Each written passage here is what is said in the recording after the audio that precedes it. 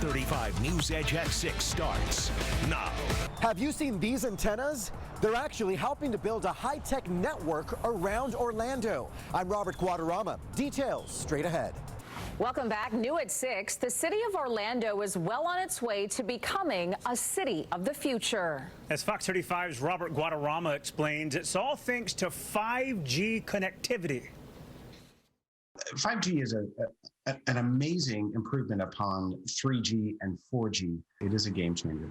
Have you seen these towers popping up around Orlando? They're called small cells and are what makes 5G possible.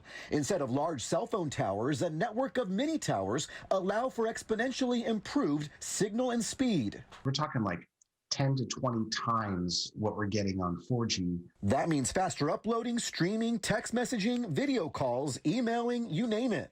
5G also fixes an issue posed by large gatherings. If you're in a crowded space and you're trying to, everyone at once is trying to use a 4G signal, it doesn't work very well. 5G is going to let a lot more devices connect to a network. The new technology will also open the door for tech of the future. 5G is going to enable new technologies to actually evolve and really be born. Like self-driving cars. As we have more autonomous driving, buses, cars, etc., this is going to be a major component of transportation.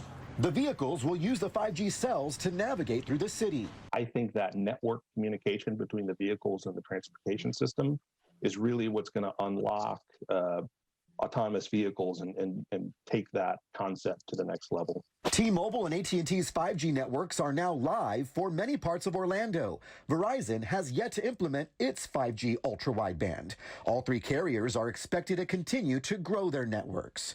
In Orlando, Robert Guadarrama, Fox 35 News.